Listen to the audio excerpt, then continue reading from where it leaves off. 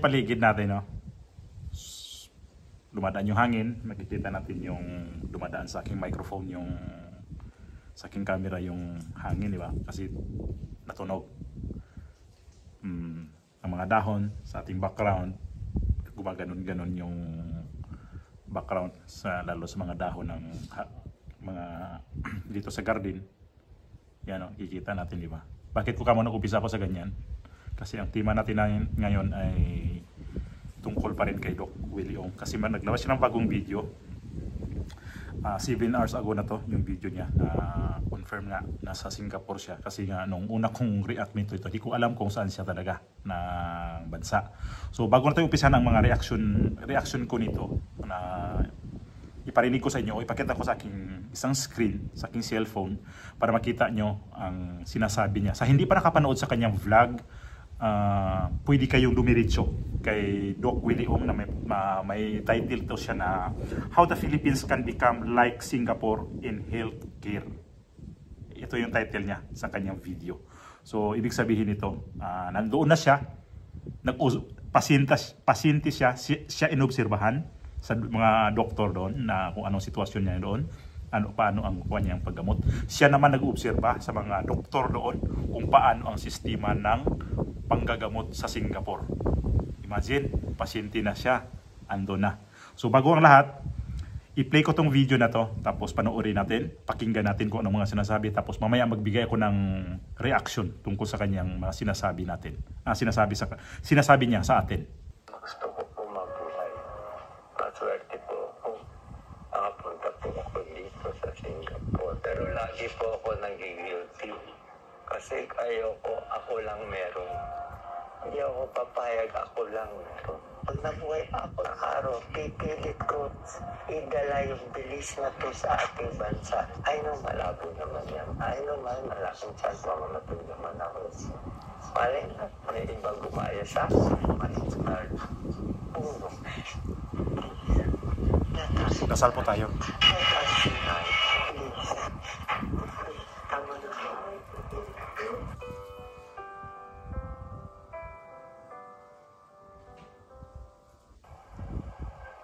Magandang araw po, kaibigan. Doc Willie po to. Kwento ko lang po sa inyo nangyari ngayon sa akin. Anong araw na ngayon? September 11, Wednesday. September 11, 9 p.m. Kaninang umaga, nabigyan po ako ng isa pang chemotherapy. Ang pangalan po niya ay Avastin. Maganda po siya. Ang trabaho po niya ay pinapaliit niya yung blood supply ng cancer. Yung 16 cm sarcoma na nasa tiyan ko. So parang ginugutom nila yung sarcoma. So ang problema lang, may side effect yung gamot. Kanina nagtae ako. Masakit ang ulo, tiis. Pero ang problema yung fever. Umabot mga 38.5. Pero grabe po yung chills. Yung chills kasi parang katapusan mo na yung chills. 4 na blanket na chills pa rin. Isa din nangyari sa akin, nag-umpisa po ako at 75 kilos. Ngayon ay palagay ko 66 kilos na lang ako. Kasi puro extravascular space of water. Ibig sabihin, yung tubig wala sa loob ng blood vessel, nasa paa, nasa hita ng manas. So kahapon, 4 na litrong tubig na nilabas ko. Ngayon, 3 litro. Bawas na manas ko dito, bawas na manas ko sa tiyan. Maliit na yung bukol, bawas na yung manas ko sa hita, sa paa. Ngayon, ang manas ko na lang nasa paa at ankle. Ang problema pala, pag tinanggal mo lahat ng manas, tira na lang sa'yo butot, balat. Sa pagbutot balat ka, sobrang lamig. Sobrang lamig. Bakit kung ginagawa ito, gusto ko po mabuhay. Maswerte po ako. Nakapunta po ako dito sa Singapore. Pero lagi po ako nag-guilty. Kasi ayoko, ako lang meron. Hindi ako papayag, ako lang meron. Sa tingin ko pa lang sa bilis ng gamutan nila. Ang bilis, speed, ang coordination, ang bilis, grabe. Sa araw, pipilit ko idala yung bilis na to sa ating bansa. Pero hindi daw madali. Hindi daw makukuha ng 1 taon, 5 taon, 10 taon. Aabutin daw tayo ng 50 taon, 50 years. Kung bakit 50 years? Kasi daw dapat mag-umpisa sa baby. Baby pa lang, papagalingin mo na. Baby pa lang, malusog na. 5-year-old, libre na. Pagkain, bakuna. Grade school, high school, dapat lahat libre. College, lahat libre. Para pag libre lahat, makakakuha tayo sa 1. Palagay natin, 50 million nag-aaral na libre. Paano tayong genius? Tapos yung pinakamagaling sa 50 million natin na nag-aaral, papadala ng gobyerno libre. Libre sa Stanford, sa New York. Ibig sabihin yung mga genius nila, papadala dito, papadala doon, libre lahat. Pag libre na sa lahat, pagbalik dito, genius na sila. Ba't sila genius? Kasi nga, bata na kompleto nutrition, walang bulate. Magaling mag-aral, hindi bagsak sa math, hindi bagsak sa science, libre lang. Yun ang ginawa ng Singapore. 50 years, kaya nasasabi mo si Singapore tayo, kalokohan. Pwede tayo mag-Singapore, umpisa tayo sa 0. Start natin. Gusto mo ako mag-start. Pag nabuhay ako, i-start ko. Promise ko. Pero malabo na ako. Ang kalaban ko matinding sarcoma. Ang chance siguro mabuhay baka 10% lang.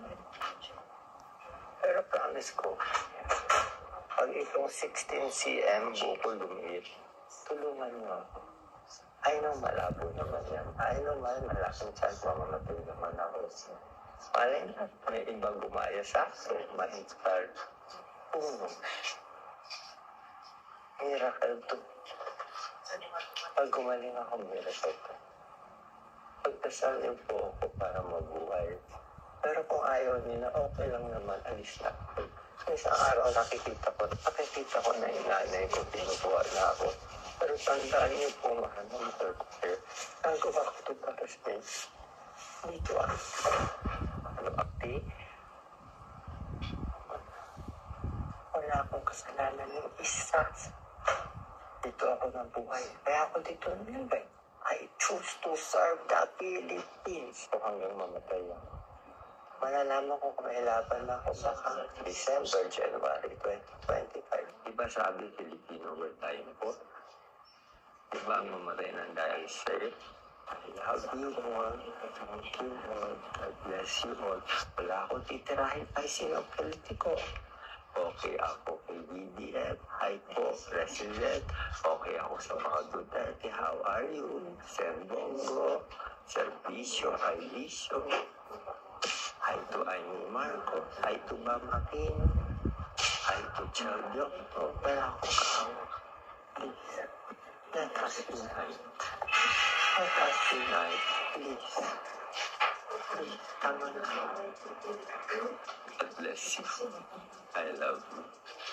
Thank you. Sa bashers, no problem. Bash mo ako, tulungan kita. Bash mo ako, tulungan. Halos ako, hindi makapaniwala talaga. Naano talaga ako. Naiyak ako sa mga sinabi niya. Napaluha yung sarili ko doon sa mga sinasabi niya. Dahil sabi ko nga kanina, nandoon na nga siya, pasyente na. Pero pasyente na siya. Inobserbahan siya sa mga doktor. Siya naman nag-obserba sa mga doktor kung gaano ba talaga kabilis maggamot ng Singapore. So gusto niya yung serbisyo na yon sa mga doktor sa hospital. Gusto niyang madala sa Pilipinas. Pero ang ano sabi niya, hindi pwede daw. Kasi kailangan papag-aralan ng mahabang panahon. Nandiyan na sa hospital, nagpagamot na nga. pero gusto pa rin niya tumulong sa mga mamamayang Pilipino, sa mga mahihirap. Alala niyo sa akin kanina intro na bakit kasama yung hangin na dumadaan sa ating microphone sa aking camera. Gusto ko itong hangin na to na idagdag natin para sa kanya, para madugtungan yung buhay niya. Kasi may napanood akong video niya na gusto niya ng dagdag ng oxygen. So itong hangin na itong napakasariwa, dapat ibigay natin sa kanya para matulungan pa natin si Dr. Ong. Imagine, ang mga tao na nakapaligid sa kanya ngayon, pinuntahan na siya ni Isko Moreno, may special mention siya sa ating presidente, kay BBM, kay sa mga Duterte, Chel Diokno, Pam Aquino, sino pa yung mga politiko na nagpaabot siguro sa kanya, kay Bongo, nagpaabot sa kanya ng mga message sa kanya, kaya di niya nakalimutan na pasalamatan niya na isama sa kanyang pagbablog. Ito pa rin yung doktor na to na makabayan talaga siya. Hindi siya talaga sakim. Hindi siya sa sarili niya.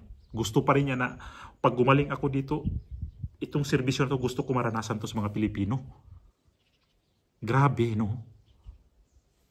Ang layo talaga ng vision sa mga Pilipino, kagaya sa ating mga mahihirap.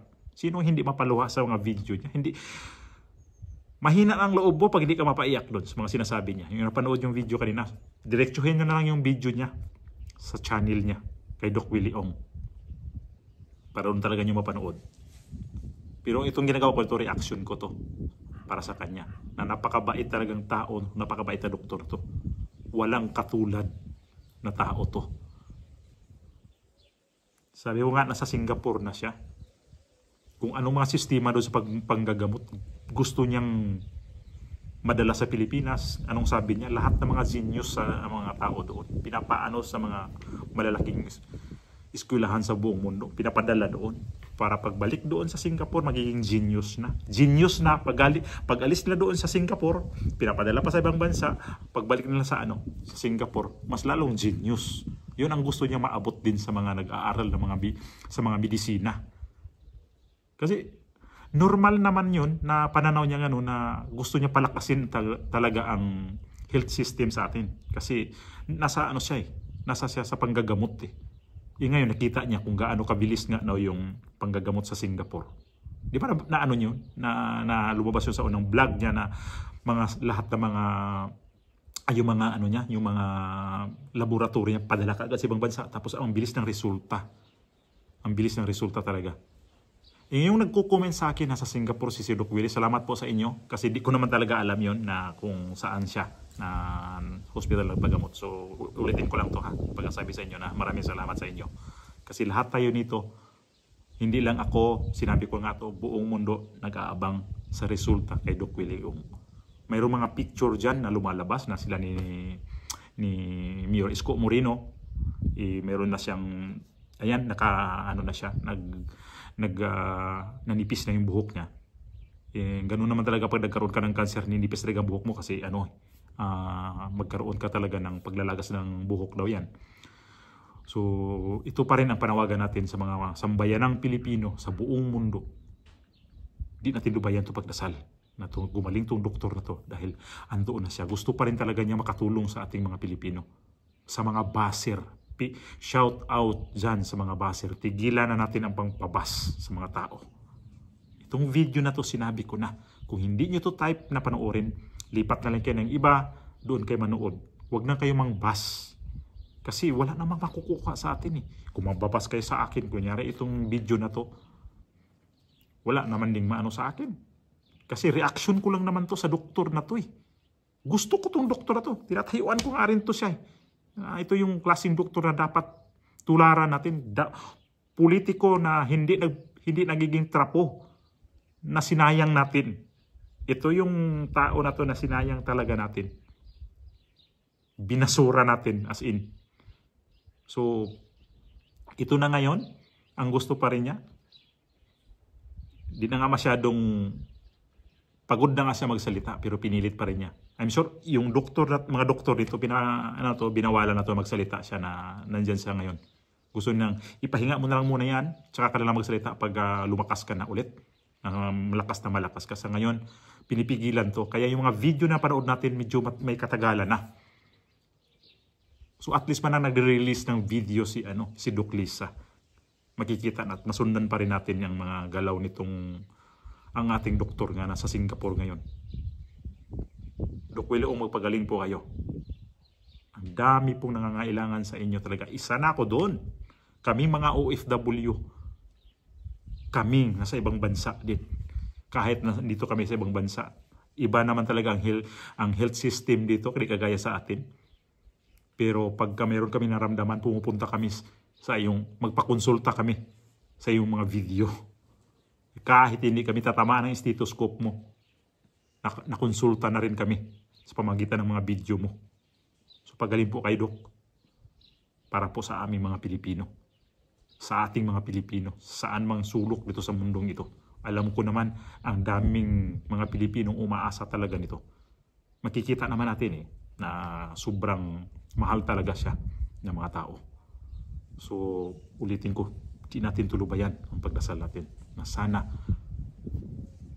pagbalik niya sa Pilipinas, ang pag-asa na sobra nating inaasam-asam na mabago ang health system sa atin, makamit din natin mga Pilipino. Ito pag kunyari manalo si Sara Duterte ng presidente, sigurado pag umuki na to siya, magkasama to sila na kasi si Sara Duterte, alam ko naman na hindi niya to baliwalain tong doktor na to. Alam niya magaling to. Makakatulong to sa kanya.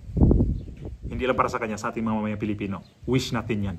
Na sana, pag nanalo si Inday Sara, pag tumakbo to ng presidente sa 2028 at kukunin to ng para sa health system sa atin. Nako, ang ganda. So ipagdasal pa natin ulit si Doc Willie Ong. Na napaiyak talaga ako sa kanyang itong video na to na in-update niya tayo. Dito na lang ulit ako.